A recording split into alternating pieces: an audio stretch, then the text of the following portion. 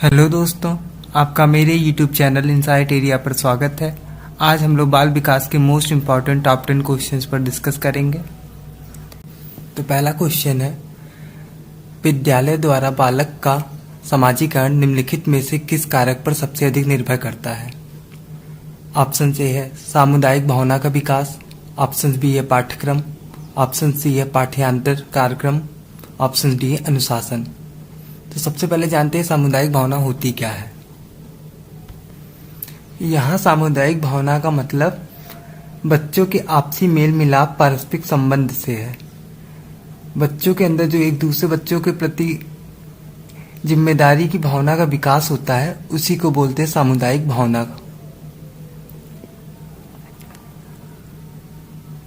तो विद्यालय द्वारा बालक का समाजीकरण निम्नलिखित में से किस कारक पर सबसे अधिक निर्भर करता है? सबसे निर्भर करता है सामुदायिक भावना का विकास पे, यानी ऑप्शन से सही होगा। पाठ्यक्रम पे भी निर्भर करता है, पाठ्यांतर कार्यक्रम पे भी निर्भर करता है, अनुशासन पे भी, लेकिन सबसे ज्यादा निर्भर किस पे करता है? जिस पे सबसे अधिक निर्भर करता है वो होता है सामुदायिक भावना का विकास। तो इसका ऑप्शन से सही होगा। अगला क्वेश्चन देखते हैं, निम्न में से कौन सा बुद्धिमान बच्चे का लक्षण नहीं है? ऑप्शन ए है वह जो लंबे निबंधों को बहुत जल्दी रटने की क्षमता रखता है, ऑप्शन बी है वह जो प्रवाहपूर्ण और उचित तरीके से संप्रेषण की क्षमता रखता हो, ऑप्शन सी है वह जो मूल रूप से सोचता हो, ऑप्शन डी है वह जो नए परिवेश में स्वयं को समायोजित कर सकता हो। तो कभी भी मनोविज्ञान में रटने को अच्छा नहीं माना जाता है, तो इसमें पूछा गया है कौन सा बुद्धिमान बच्चे का लक्षण नहीं है। तो ऑप्शन ए बुद्धिमान बच्चे का लक्षण नहीं, और ये जो बाकी तीनों हैं ये तीनों ही बुद्धिमान बच्चे का लक्षण है।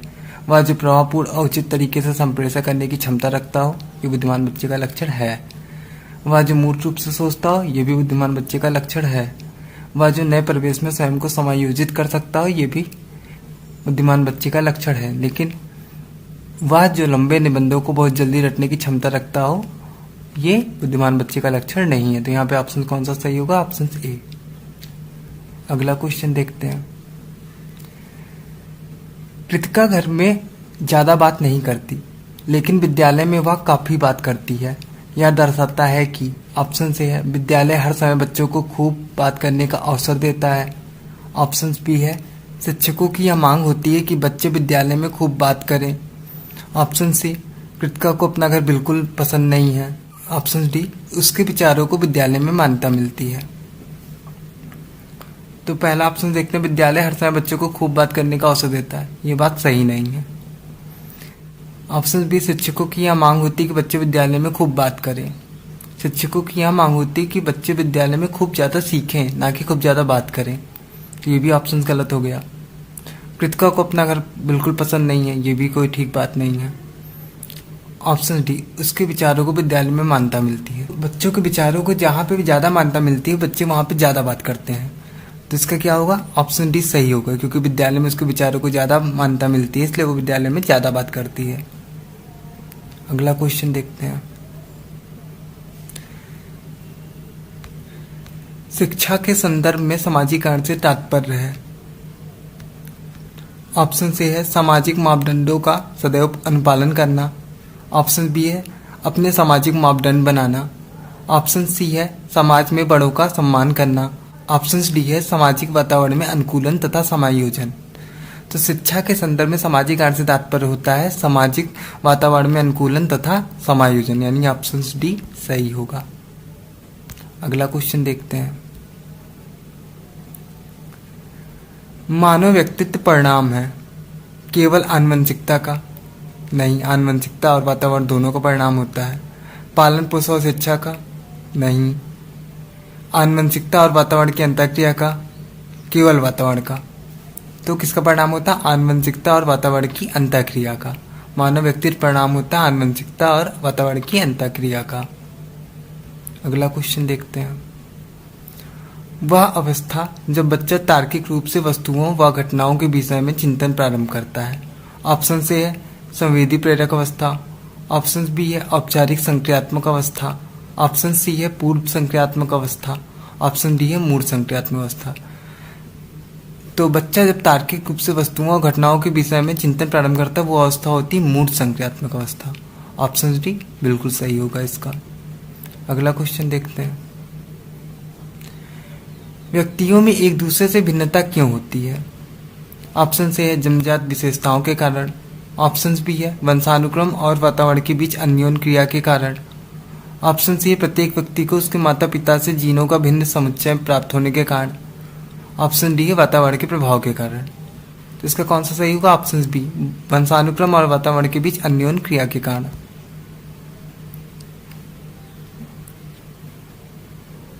अगला क्वेश्चन देखते हैं। वृद्धि को प्रभावित करने वाला कारक है पर्यावरण, हाँ करता है। स्वास्थ्य ये भी करता है। आहार ये भी करता है। तो ऑप्शन डी ये सभी।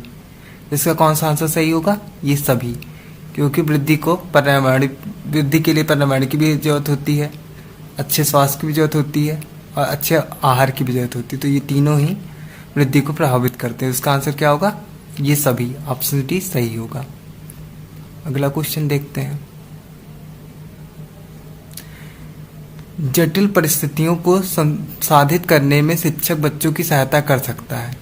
ऑप्शन ए है कोई भी सहायता न देकर जिससे बच्चे अपने आप निर्वाह करना सीखें। ऑप्शन बी है उस पर एक भाषण देकर। ऑप्शन सी है कार्य को छोटे हिस्सों में बांटने के बाद निर्देश देकर। ऑप्शन डी है प्रतियोगिता को बढ़ावा देकर और सबसे पहले कार्य पूरा करने वाले बच्चे को पुरस्कृत करके। तो ऑप्शन से कह रहा है कोई भी सहायता नहीं है। तो जब समस्या ही जटिल है तो बच्चे बिना सहायता के उस प्रॉब्लम को तो सॉल्व भी नहीं कर सकेंगे, इसलिए ऑप्शन से तो गलत हो जाएगा। उस पर एक भाषण देकर, ये भी ऑप्शन नहीं सही होगा। कार्य को छोटे हिस्सों में बांटने के बाद निर्देश देकर, ये सही होगा। ऑप्शन सी यहाँ पे सही होगा, क्योंकि जब जटिल समस्या को छोटी छोटी समस्याओं में बांट दिया जाएगा तो वो कार्य आसान हो जाएगा। उसके निर्देश देके बच्चों से वो काम करवाया जा सकता है और बच्चों की सहायता की जा सकती है। तो यहाँ पे सबसे अच्छा आंसर क्या होगा इसका? Option C. अगला क्वेश्चन देखते हैं। शिक्षार्थियों से यह अपेक्षा करना कि वे ज्ञान को उसी रूप में पुनः प्रस्तुत कर देंगे जिस रूप में उसने ग्रहण किया है। ऑप्शन ए एक प्रभावी आकलन युक्ति है। ऑप्शन बी समस्यात्मक है क्योंकि व्यक्ति अनुभवों की व्याख्या करते हैं और ज्ञान का ज्यों का त्यों पुनः उत्पादित नहीं करते। ऑप्शन सी अच्छा है क्योंकि जो भी हमारे मन में है हम उसे रिकॉर्ड करने लगते हैं। ऑप्शन डी अच्छा है क्योंकि यह शिक्षक के लिए आकलन में सरल है। तो ये समस्यात्मक है क्योंकि व्यक्ति अनुभवों की व्याख्या करते हैं और ज्ञान का ज्यों का त्यों पुनः उत्पादित नहीं करते, क्योंकि यहाँ पे रटने पे बल नहीं दिया जाता। इसलिए ऑप्शन बी इसका एकदम सही होगा। अगर वीडियो अच्छा लगा हो तो वीडियो को लाइक करें, चैनल को सब्सक्राइब करें। Thanks for watching.